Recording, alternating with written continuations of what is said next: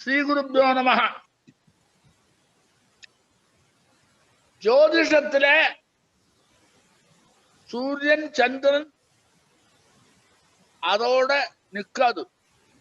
கால விதானம் அதனால மட்டும் முடியாது. நட்சத்திரத்தையும் சேர்க்கணும். நட்சத்திர யுக்த கால. நட்சத்திரத்தினுடைய சோர்ஸ் என்ன? வேதம் தான் நட்சத்திரத்தினுடைய சோர்ஸ். நட்சத்திரேஷ்டி அப்படின்னு யாகத்துக்கு பயன்படுத்துறதாக்கும் அந்த நட்சத்திர வாக்கியங்கள், அஷ்ட வாக்கியங்கள். அக்னிர்னப்பாது கிருத்திகாக நட்சத்திரம் தேவபிந்திரியம் ஆரம்பிச்சு கிருத்திகையிலேருந்து ஆரம்பிச்சு அபபரிணியில கொண்டு முடியும். அவளெல்லாம் நட்சத்திரத்துல முதல் நட்சத்திரம் எண்ணறதெல்லாம் கிருத்திகையில தான் இருக்கும். ஒவ்வொரு அஷ்டவாக்கியத்திலையும் அந்த நட்சத்திரத்தினுடைய தகுதி, நட்சத்திரத்தினுடைய விளக்கம் அழகா சொல்லியிருக்கு. 8 வாக்கியத்துல கோர்வையா ஒரே மாதிரி. அது நட்சத்திரேஷ்டிக்கு பயன்படுத்திட்டு இருந்தா யாகம் அப்படி எல்லாம் பயன்பட்டதாகும் அந்த நட்சத்திரம். அந்த நட்சத்திரத்துல அவ 27ஓட நிறுத்த மாட்டான். 28 நட்சத்திரம்னு வேதத்துல சொல்லும். பிராமணோபா அஷ்டாதிகம்சோ நட்சத்திராணாம் புரஸ்தாதாடானாம் அவஸ்தாச்ரோணாயை. உத்திராடத்துக்கு மேல திருவோணத்துக்கு கீழே ஒரு நட்சத்திரம் இருக்கு. அபிஜின்னாம நட்சத்திரம் புரஸ்தாதாடானாம் அவஸ்தாச்ரோணாயை. அப்போ உத்திராடத்துக்கும் திருவோணத்துக்கும் நடுவில இந்த அபிஜித்து என்கிற நட்சத்திரம் இருக்கு. அந்த அபிஜித் நட்சத்திரம் இருக்கு இல்லையோ, அது பிரம்மனே ஸ்வாஹா விஜிதே ஸ்வாஹா. அதனால அதுக்கு பிரம்மா. அதனால பிரம்மா அந்த நட்சத்திரத்தை சொல்லப்பட்டிருக்கு. அது 28ஆவதா. அதுதான் பிராமணோபா அஷ்டாவிகம்சோ நட்சத்திரம். அந்த நட்சத்திரம் வேதத்துல பயன்படும். நம்ம நடைமுறையில அஸ்ட்ராலஜி அது அதை பயன்படுத்தவே இல்லை. அதை பத்தி சொல்லவே இல்லை. அப்படி சொல்லாதே வச்சிருக்கா. அந்த நடுவில் ஒரு நட்சத்திரம் இருக்கு என்கிற சப்ஜெக்ட் இல்லாதையே நட்சத்திரம் இன்னொரு விபாகம் பண்ணுவான். நட்சத்திரத்தை கிருத்திகையில இருந்து ஆரம்பம். அங்க என்ன சொல்லுவா? கிருத்திகா பிரதமம் விசாகே உத்தமம் யானி தேவ நட்சத்திராணி அனுராதா பிரதமம் அபபரணீருத்தமம் யானி யம நட்சத்திராணி யானி தேவ நட்சத்திராணி அப்படின்னு ஆரம்பிச்சு தானி தட்சிணேன பரியந்தி யானி யம நட்சத்திராணி தான் உத்தரேனா. அப்படி ஒரு விளக்கம் வேதத்தில் நட்சத்திரத்தை பத்தி இருக்கு. என்ன தாற்பயம்? கிருத்திகையிலேருந்து நட்சத்திரத்தை ஆரம்பிக்கிறான். அஸ்வினி பரணி இல்லை. ஆமாம். அதனால்தான் நான் முதல்ல ஒண்ணு சொன்னேன். அக்னிர்னப்பாது கிருத்திகாக அப்படின்னு ஆரம்பம். ஆமா, அபபரணியில முடியும். அதிலே 2 பிரிவு இருக்கு. கிருத்திகை முதல் நட்சத்திரம், விசாகா நட்சத்திரம் கடைசி நட்சத்திரம். இதெல்லாம் தேவ நட்சத்திரம்.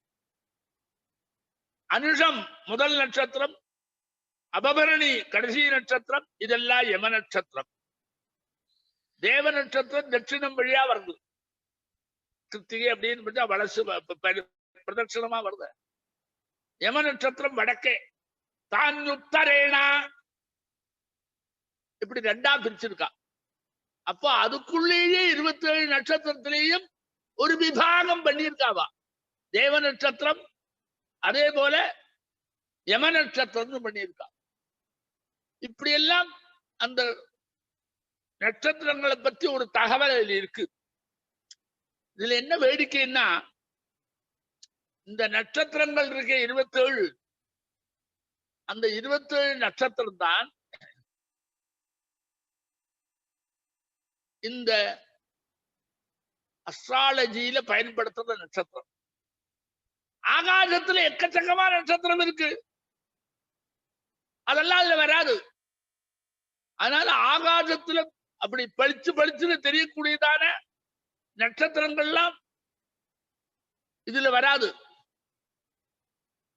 இந்த வேதத்துல சொல்லி இருக்கிற நட்சத்திர இஷ்டிக்கு பயன்படுத்தக்கூடியதான நட்சத்திரங்கள் மட்டும்தான் ஜோதிஷத்துல வருது.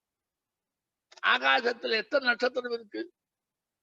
துருவ நட்சத்திரம், அருந்ததி நட்சத்திரம், சப்தரிஷி நட்சத்திரம், அதெல்லாம் அந்த ஆகாசத்துல பிரகாசமா இருக்கே தவிர அவெல்லாம் நட்சத்திர ரூபேட ஒரு உயர்வு அடைஞ்சவா நட்சத்திரம் வந்து அதுக்கெல்லாம் கிடையாது. எத்தனை நட்சத்திரம் சொல்றா? நிறைய இருக்குடா. துருவனை பாத்தீரா அப்படின்னு கேக்குறா. துருவம் அருந்ததிஞ்ச தரிசெய்தின்னு அங்க அருந்ததி நட்சத்திரம் தெரியுது. சுக்கிரன் உதிக்கிறாங்கிறா, அது நட்சத்திர ரூபேட வருது. அந்த இதெல்லாம் அகஸ்தியோதயம் அதுக்கு ஒரு நட்சத்திரம் இருக்கு. நட்சத்திரத்தினுடைய விளக்க உரைகளை சொல்றதுக்கு பலவிதமான நட்சத்திரங்கள் இருக்கு. ஜோதிடத்துக்கு பயன்படுத்துற நட்சத்திரம் இது.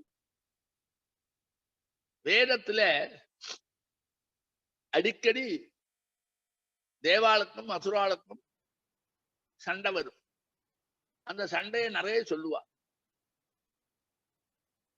தெரிஞ்ச எதிர்வேதத்துல, கிருஷ்ண எதிர்வேதத்துல தேவாசுரா சஞ்சத்தா சந்தேஷா அப்படின்னு ஆரம்பிச்சு நிறைய அனுவாகத்துல அந்த 7 காண்டத்திலையும் வரபோது தேவாளுக்கும் அசுராலும் சண்டை வந்ததுன்னு பதே பதே சொல்லும்.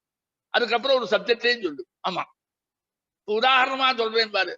தேவாசுரா சஞ்சக்தா சந்தேஷாங்கா சத்ரோ ஜோபலம் இந்திரியம் அப்படின்னு ஒண்ணு வரும். அது ஒரு விளக்க உரையும் வந்து சண்டைக்கு அப்புறம் ஒரு தத்துவ விளக்கமும் வரும். ஒரு புது சப்ஜெக்டையும் நமக்கு பரிச்சயம் பண்ணி விடும். அப்படி நிறைய உண்டு.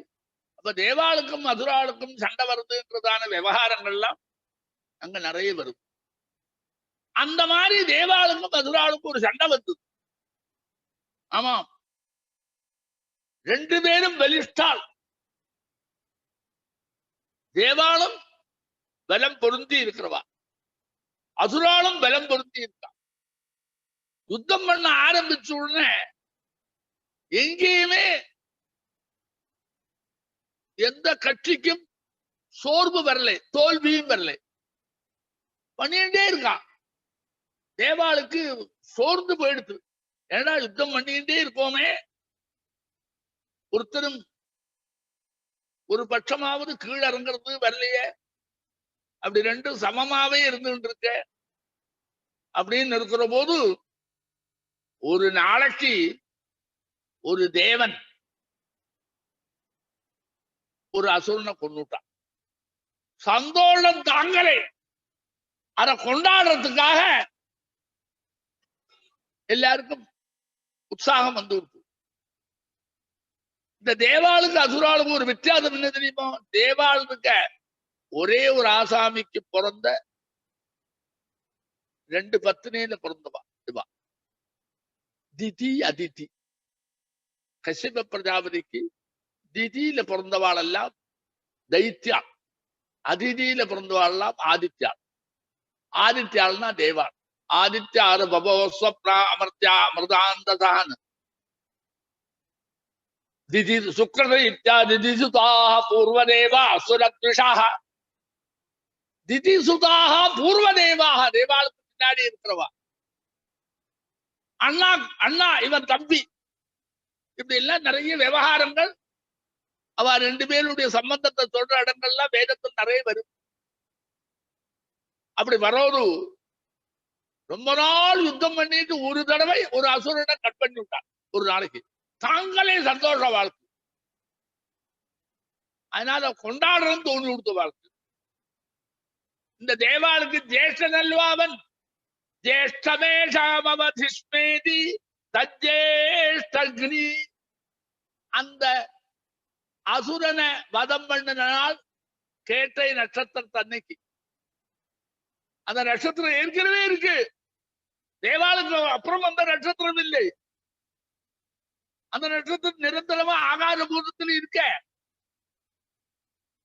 அதுக்கு ஒரு கௌரவம் கொடுத்தா. அண்ணாவை கொன்ன நாளா இருக்கிறதுனால இந்த நட்சத்திரத்துக்கு ஒரு கௌரவம் கொடுக்கிறேன்.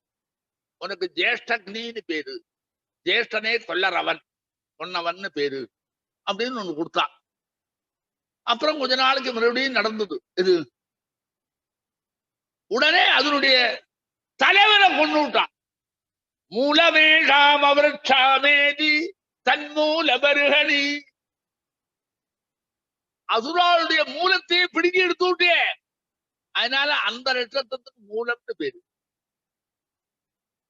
என்னாதா ததா அது பொறுக்காத பொறுத்து அவளுக்கு எல்லாருக்கும். அப்ப அதுக்கு அடுத்த நட்சத்திரத்துக்கு அஷாடா நட்சத்திரம். இப்படி ஒரு விவகாரத்தில் வந்தது. இதுல என்ன வேடிக்கை தெரியுமா?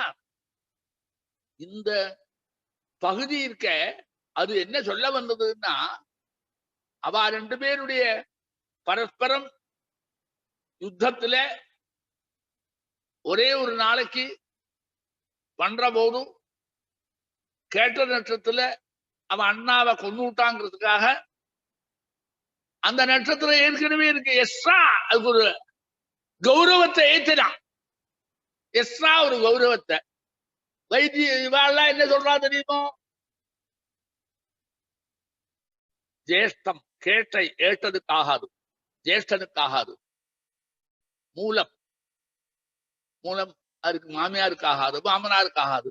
இப்படி எல்லாம் சம்பந்தம் இல்லாத சமாச்சாரத்தை சம்பந்தம் இருக்கிறதாக வச்சுக்கிண்டு, நீ இதுக்கு மட்டும் வரலப்பா, இந்த மூணு தான் நமக்கு விரோதமா தெரியுது.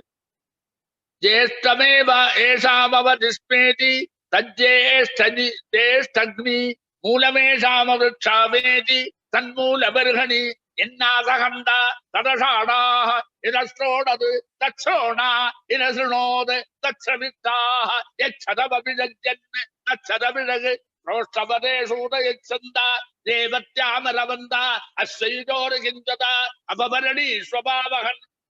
இதுக்கு ஒண்ணும் சொல்லலை பாரு.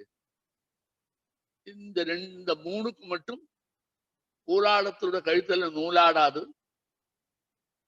ஜேஷ்டன் ஜேஷ்டத்தை கல்யாணம் பண்ணா ஜேஷ்டன் செத்து போயிடுவன். அவளுக்கு ஜேஷ்ட நட்சத்திரமா இருந்தா, மூலமா இருந்தா மூலம் மூலம் அவள் இருக்கல. மூலஜா சொசுரங்கந்தி ஜேஷ்டஜாத ததங்கனாம். அப்படி வச்சிருக்கானே ஸ்லோகத்தை எழுதிவிட்டான். மூலஜா சொசுரம் ஹந்தி ஜேஷ்டஜாத ததங்கனாம் அப்படின்னு. ததங்கனாம் ஜேஷ்டஜா ததங்கனாம். மூலத்துல பிறந்தா சொசுரம் போயிட்டான், ஜேஷ்டத்துல பிறந்தா அதுக்கு மேலே இருக்கிற போயிட்டான். அப்படி ஆரம்பிச்சு அதெல்லாம் ஸ்லோகத்திலே எழுதி வச்சு, இதுக்கு அடுத்து யாதொரு பந்தம் இல்லை. அந்த ஒரு யுத்தம் வந்தது. யுத்தம் வந்தோன்னு அவ அதுக்கு ஒரு பேரை போட்டான். நாம பேரை போடலையா? ஒரு நாளைக்கு பெரியவா நம்ம மாத்திர வந்துட்டு போனான்னா அந்த நாளே அவரை பேரை வச்சுட்டு ஒரு இதுக்கு பேரை போட்டு விட்டா. இதெல்லாம் பின்னாடி வந்தவாள் அத்தனையும் அப்படி வந்த அத்தனையும் பண்ணியிருக்கா. அதுல இவ அப்படி சொல்ல ஆரம்பிச்சா. ஆயில்யத்து மாமியார் ஆசந்தியில.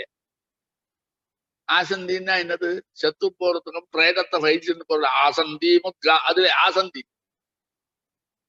அப்போ ஆயில்யத்து மாமியார் ஆசந்தியில. ஆயில்யம் பொண்ணை நீ கல்யாணம் பண்ணிட்டா உன் பொண்டாட்டி செத்து போயிடுவாள். இப்படி ஒரு விவகாரம். நான் என்ன ஆச்சரியப்படுறேன் தெரியுமோ?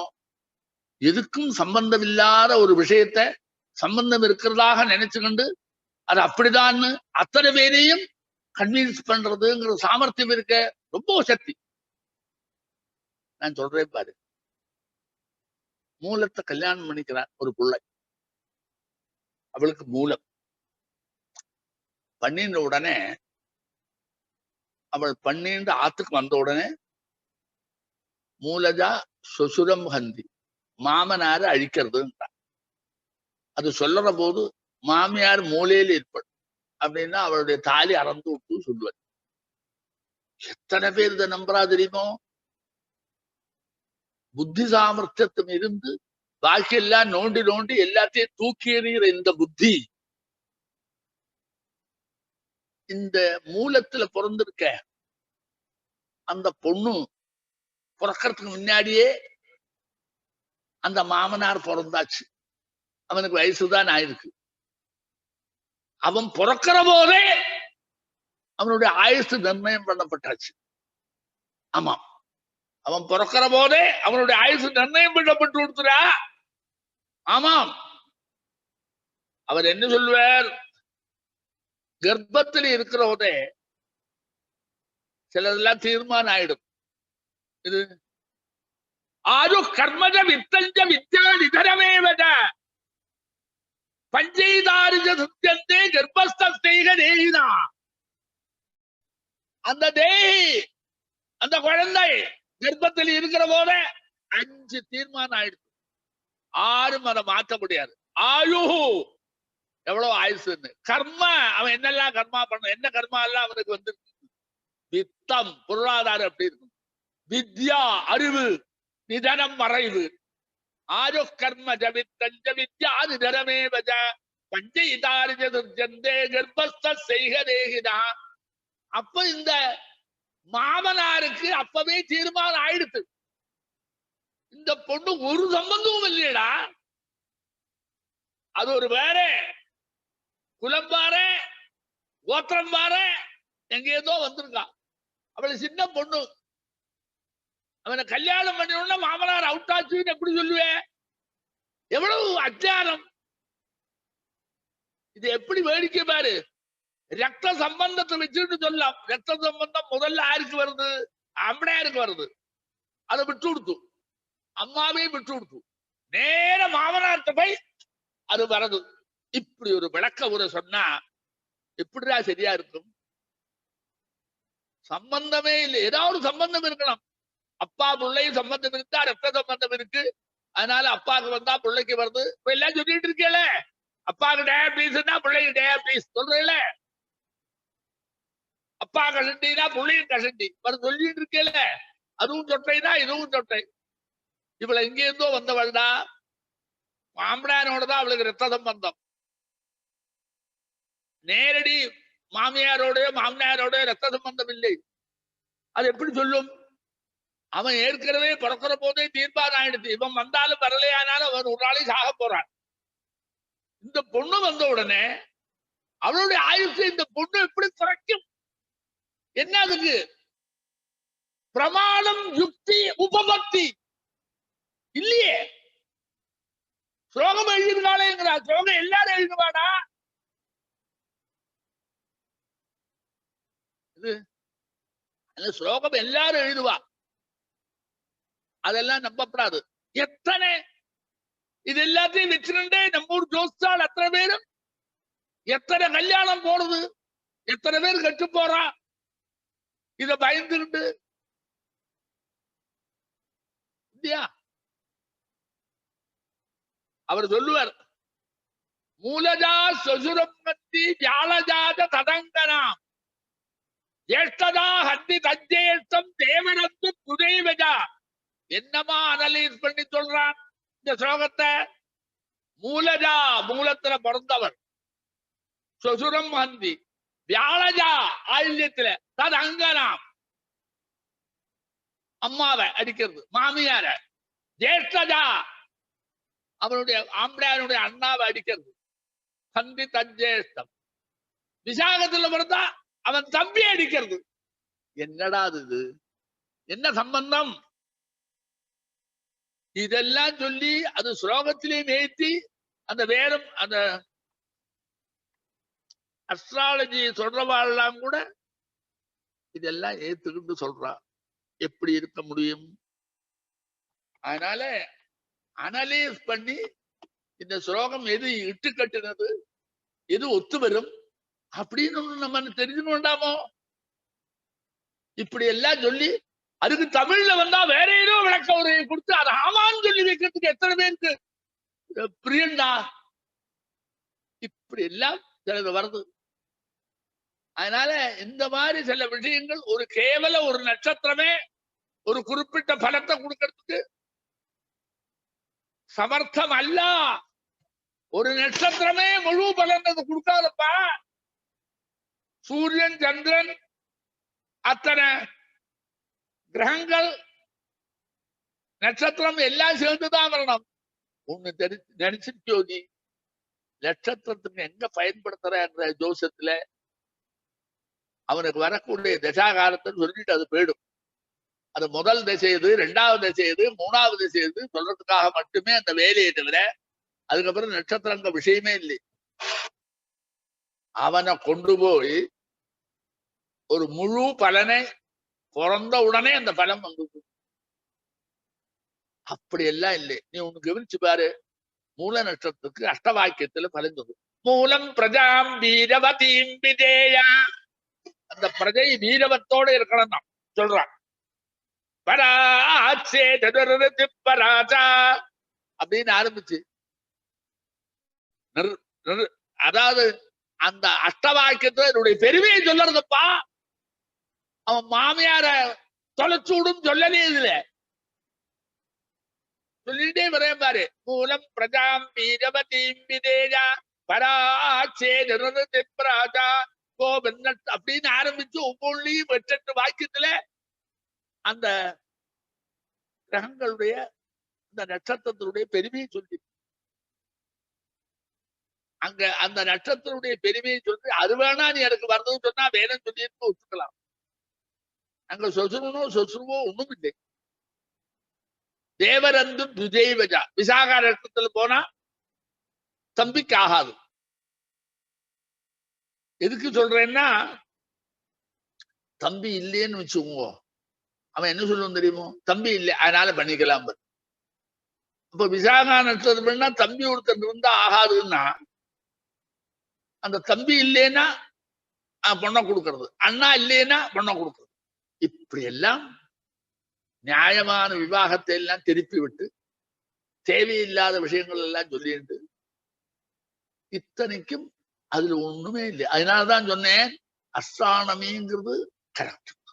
அஸ்ட்ராலஜின்னு பல விபரீத எண்ணங்கள் எல்லாம் அதுல சேர்ந்து பல பேருடைய புத்தி சாமர்த்தியத்தினால வரக்கூடியதான பலது அதுல சேர்ந்து அது ஒரு கலவை ஆயிடுது, சுத்தமா இல்லை. ஆமா, அதனாலதான் நீ ஒரு ஆசாமிகிட்ட ஜாதகத்தை பார்த்தா இது சேரும் இன்னொருத்த சேராதும். இவன் ஒரு காரணம் சொல்றார், அவன் ஒரு காரணம் சொல்றார். ப்ராப்பரா இப்படிதான் ஜாதகம் பார்க்கணும்னு ஒரு நியதியே இல்லை. ஆமா, நியதியே இல்லை. நான் எதுக்கு இப்படி சொன்னேன்னா பக்தாள் இருக்கால,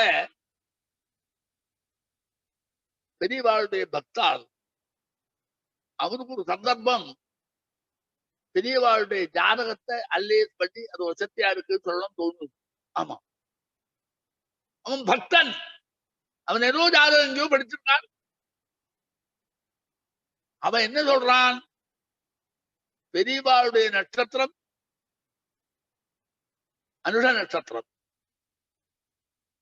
அவன் சிஷ்டின்னு சொன்னான். என்ன அனுஷ நட்சத்திரம்னா அது நீச்சமா இருக்குமே சந்திரன், அது எப்படி இது? பெரியவாளுடைய நட்சத்திரம் நீச்சம் அல்லாது. அது அங்க நீச்சமா இருந்தா கூட அம்சகத்துல உச்சனா இருக்கான் அப்படின்னு சொல்லிவிட்டான். அவனும் போயிட்டான். அது அவனும் உச்சனா இருக்கான்னு சொல்லி போயிட்டான். ஓ சரி, அப்ப கரெக்ட். அப்ப பெரியவாளுடைய ஒரு கௌரவத்தை ஏத்துறதுக்காக இவன் படிச்ச அந்த இதை வச்சுன்னு சொல்லிவிட்டான். இதுல என்ன வேடிக்கை தெரியுமோ? அவன் போயிட்டான். அவன் போய் ஜோசிட்ட ஒருத்தட்ட போய் பெரியவாளுடைய நட்சத்திரம் நீச்சமா இருந்தாலும் அது அம்சகத்துல உச்சனா இருக்கிறதுனால அவர் இவ்வளவு தூரம் பகவானுக்கு சமானமா இருந்தார். இப்பவும் சித்தமானதுக்கு அப்புறமும் சித்தி அடைஞ்சா கூட எல்லாருடைய மனசுலயும் அவர் வந்து அத்தனை பேருக்கு அனுகிரகம் பண்ணியிருக்கார். அதுக்கெல்லாம் காரணம் அந்த சந்திரன் இருக்கான அவன் உச்சனா இருக்கிறதுனாலே சொல்லி வச்சார். அவன் ஜாதகம் தெரிஞ்சவன். அவன் சொல்றான், நீச்சனா இருக்கிற சந்திரன் அம்சகத்துல உச்சன் ஆக மாட்டான்டா, ஆக மாட்டான். அவர் சொல்றது தப்பு. நீச்சனா இருக்கிற சந்திரன் உச்சன் ஆக மாட்டான். நீச்சனா இருக்கிற சந்திரன் அந்த நீச்ச கிரகத்திட்டேன்னு வந்தா ஏதோ வர்க்கோத்தமம்ங்கிறதுனால ஒரு கௌரவம் வந்ததாக வேணா சொல்லலாம். உச்சனா வரமாட்டான். எல்லா நீச்ச கிரகமும் உச்சனாயிடும்டா. நீ வச்சிருக்கிய எல்லா கிரகமும் கிரக நிலையில நீச்சனா இருந்தா உடனே அம்சகத்தில் உச்சனாகும். ஆனா சந்திரன் விருச்சிகத்தில் நீச்சனா இருந்தா உச்சனா வரமாட்டான் அம்சகத்துல. அதுக்கு அவகாசம் இல்லை. ஏன் தெரியுமா?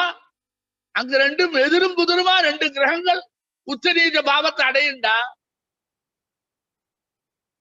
அந்த மாதிரி இது ரெண்டுலயும் ஒண்ணுதான் இருக்கு. அப்ப வராது. இப்படி சொன்னாலும் உனக்கு புரியாது. மேஷத்துல சூரியன் உச்சன்,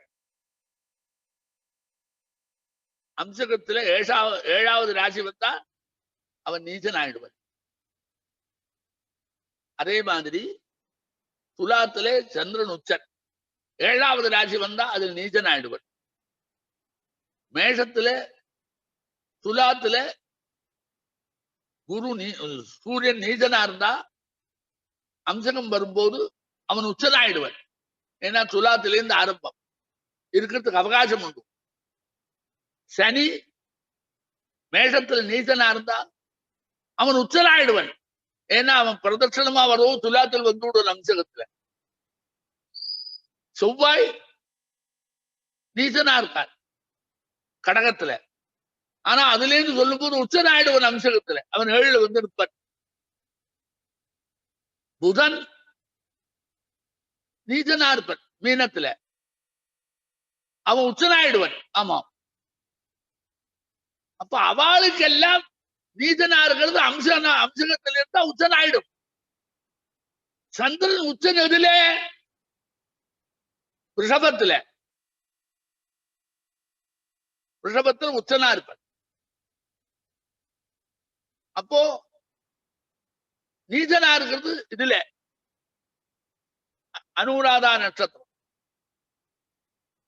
அந்த நீச்சனா இருந்தா அவன் உச்சராக மாட்டான். கடகத்திலேருந்து ஆரம்பிச்சு அம்சகத்தை சொல்ற போது கடகம், சிங்கம், கன்னி, துலா, விருச்சிகம், தனு, மகரம் அப்படிதான் போகுமே தவிர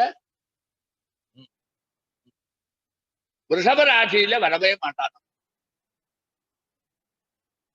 அப்போ நீச்சனான சந்திரனுக்கு அம்சகத்துல உச்சனாகிறதுக்கு இடம் இல்லை. கடகம் மேஷாதி, மகராதி, துலாதி, கர்க்காதி. மேஷாதி, மகராதி, துலாதி, கர்க்காதி அப்படிதான் வந்திருக்கு அப்படின்னு சொன்ன. அப்ப என்ன செய்யறது?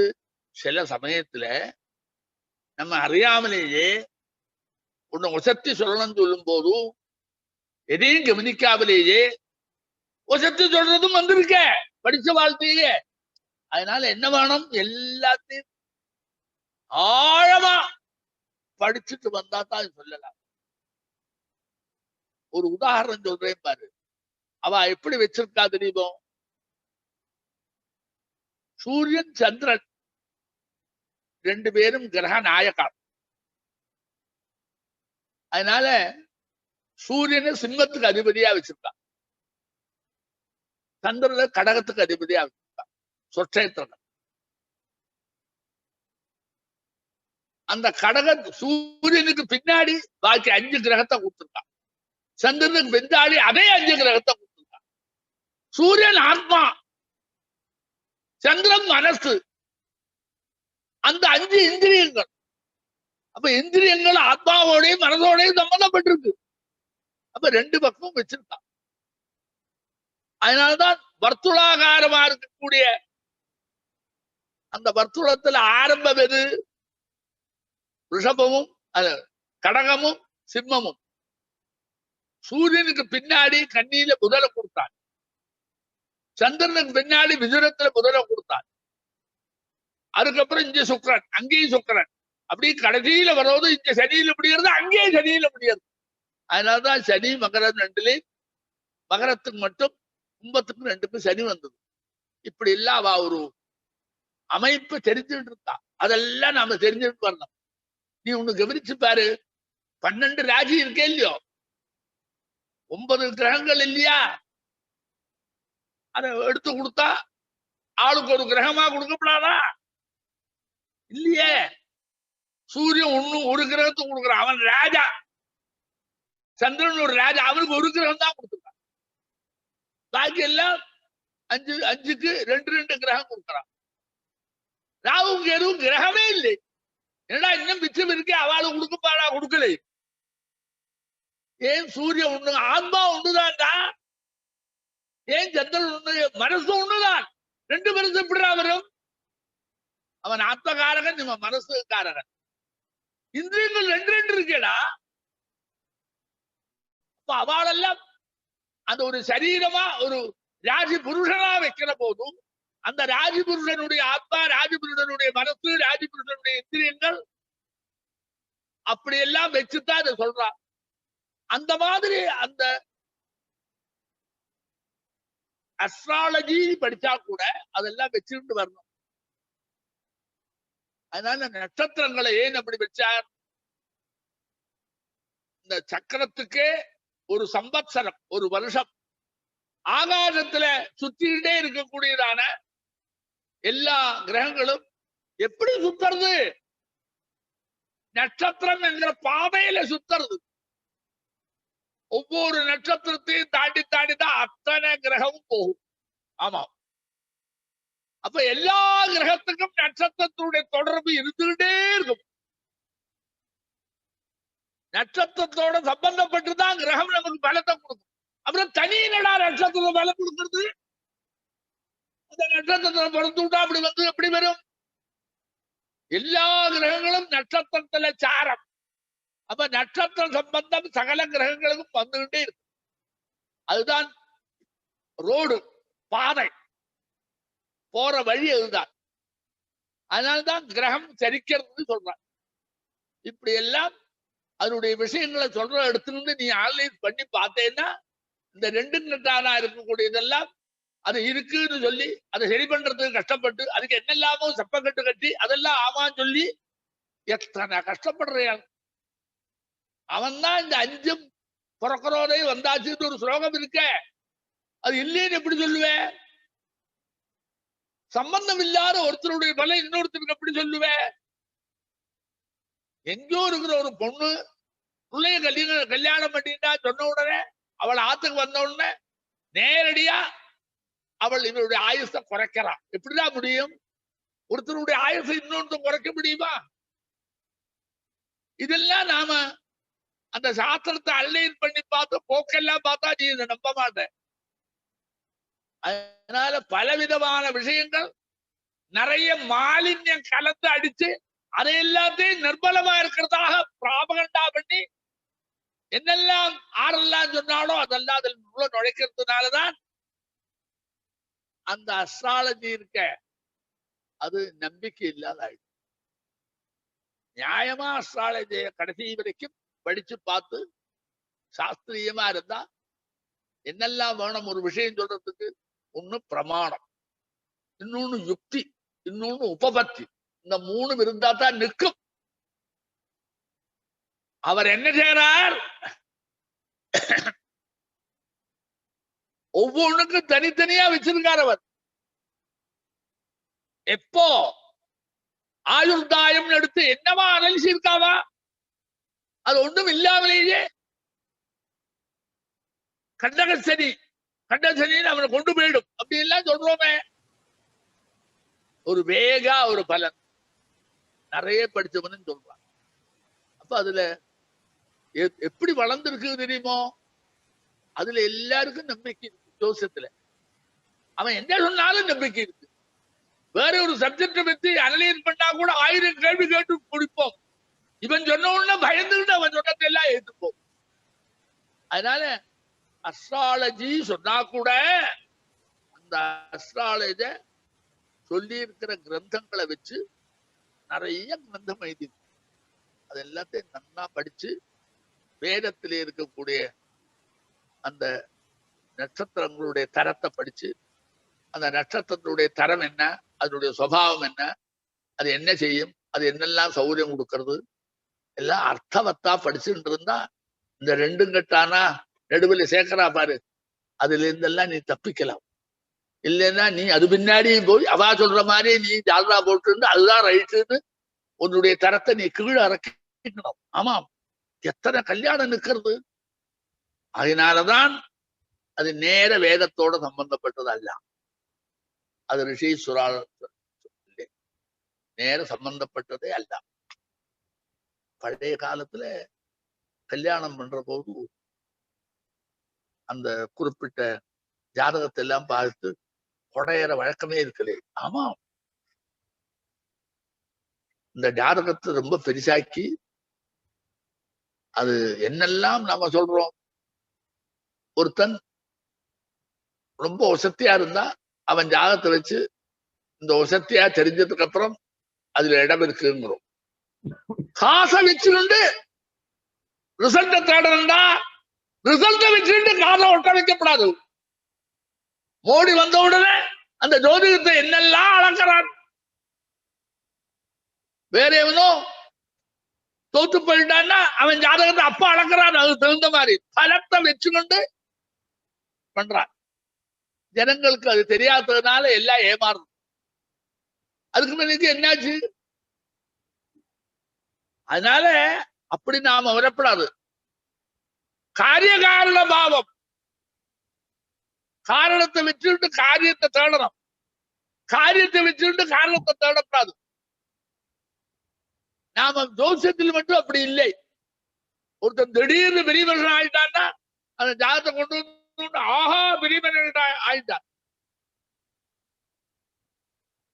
அவர் சாதாரணமா இருக்கிற வரைக்கும் அவன் ஜாதகம் சாதாரணமா சொல்லிட்டு இருந்தா அவரு பீடாதிபதியா அவரை உட்காந்து விட்டான். உடனே அடுத்த நிமிடத்துல இருந்து ஜாதகம் தெரிஞ்சாயிடுச்சு. ஆமா, அதுக்கு முன்னாடி 2 கண்டாரா இருக்கு. இப்படி இது எதுக்கு சொல்றேன்னா, சொல்றவாழ்ல இவ்வளவு வித்தியாசம் இருக்கு. நாம் அதெல்லாம் புரிஞ்சுக்கலையே. சாஸ்திரத்தை ஆழமா படிச்சு சமஸ்கிருதம் தெரிஞ்சுக்கிட்டு அதை நன்னா படிச்சு அதுல இருக்கிறதெல்லாம் நன்னா புரிஞ்சுக்கிட்டு அப்படி போனமே தவிர யாரோ ஒருத்தர் சொன்னதை அப்படியே வச்சுக்கிட்டு பின்னாடி அவன் பின்னாடியே போய் அந்த சந்தர்ப்பம் வரும்போது ஏதாவது முற்றிட்டுன்னா தன்னுடைய விருப்பப்படி ஒரு பதிலே சொல்லிட்டு போனா எப்படி சரியாகும்? அதனால அவன் செத்து போயிடும், இவன் செத்து போயிடும், அவன் கெட்டு போயிடும், இன்னொருத்தனால ஒருத்தன் கெட்டு போவது வரவே வராது. உள்ள பெருசா இருக்காண்டா, சம்பாதிச்சிருந்திருக்கான், உள்ளோட அப்பா 2 கட்டானா. நீ இதை சொல்றியே, ஒரு அப்பாவுக்கு 4 குழந்தை பிறந்து, ஒருத்தன் எப்படி இருக்கான்? நன்னா இருக்கான், 2வது தெட்டாரியா இருக்கான், 3வது லோகத்துல அறிஞ்சுட்டு இருக்கான். எத்தனை வித்தியாசம் தான் அவனுக்கு தானே பிறந்திருக்கான். அப்ப என்ன தெரியறது? இதுக்கெல்லாம் என்ன காரணம் தீர்மானம் பண்ணா ஒரு நட்சத்திரத்தை வச்சுக்கிட்டே வழி சொல்ல முடியாது. இப்பவே சொல்றால எல்லாரும் உள்ள பிறந்திருக்கு. என்ன நட்சத்திரம்? அனுஷம், பெரியவா நட்சத்திரம். ஒன்னும் கவனிக்க வேண்டாம், எல்லாம் நன்னாயிடும். என் காதிலே விளர்ற மாப்பிளைக்கு நட்சத்திரம் தான். என்ன நட்சத்திரம் மாப்பிளைக்கு? அனுஷம். பெரியவா நட்சத்திரம் பாரு, ஜாதகம் பாரு. ரோஹிணி நட்சத்திரம் யாரு பிறந்திருக்கா? கிருஷ்ணன். ரோஹிணி கிருஷ்ணனுடைய நட்சத்திரம் பாரு சொல்லலே.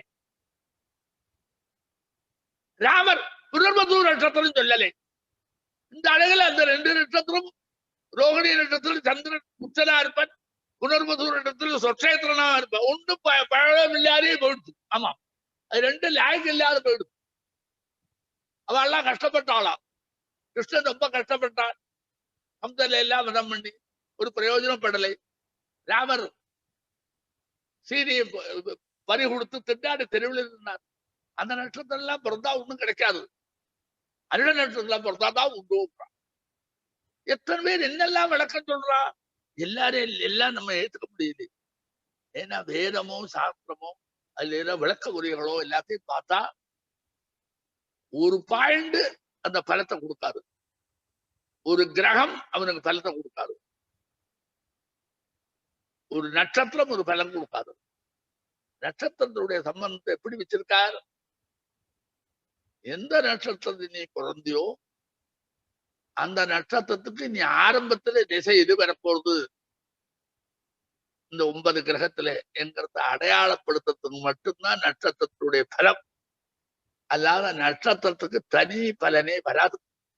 ஆமாம், எல்லாம் சேர்ந்து கூட்டு பலம் தான். ஒண்ணு மட்டும் தனி பலத்தை கொடுக்குன்னு வராது. அதெல்லாம் நம்ம இல்லாததுனால என்ன எடுத்து அஸ்ட்ராலஜி சொன்னா கூட அஸ்ட்ராலஜியில போதுமான அறிவை வச்சுக்காமல் நமக்கு என்ன அறிவு இருக்கோ அந்த அறிவு தான் வச்சுட்டு அதுதான் எஸ்ஐம் வச்சுட்டு இந்த அழகுல ரிசர்ச் பண்றேங்கிறாரு. இவன் என்னடா ரிசர்ச் பண்றதுக்கு இருக்கு? அதை ஏற்கனவே சொல்லி வச்சிருக்கு. அதை கிளிப்புள்ள மாதிரி சொன்னா பாரு, நம்ம புத்திக்கு என்னடா ரிசர்ச் பண்றதுக்கு இருக்கு?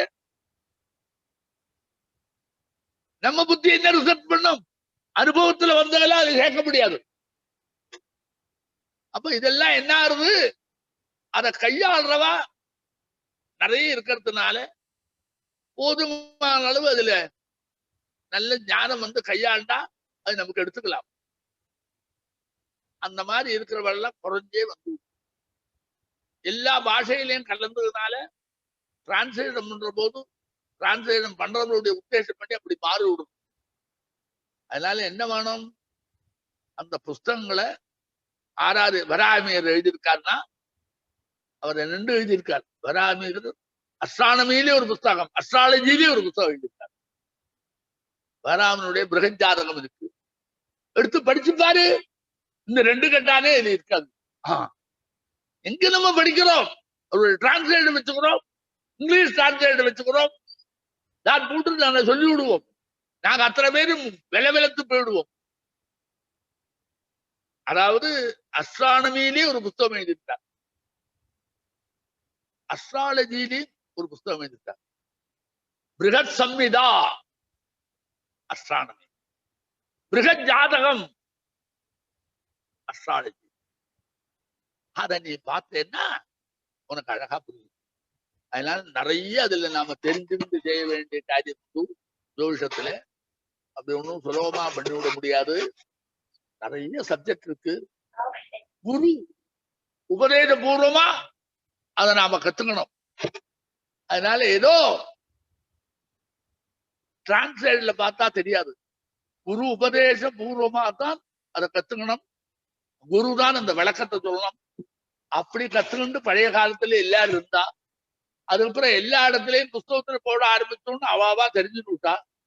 இப்போ ரொம்ப சுலபமா நிறைய இருக்கா, எதை எடுத்தாலும் அவன் சொல்றான். அதனால என்ன வேணும்? அஸ்ட்ராலஜிங்கிறது வேதத்தோட சம்பந்தப்படாதது. ஆனா நட்சத்திரம் வேதத்தில் சொல்லி இருக்கிறதுனால அதை ஒட்ட வைக்கிறதுக்கு இடம் இருக்கு. ஆனா நம்ம இஷ்டத்துக்கு ஒன்றும் சொல்லப்படாது.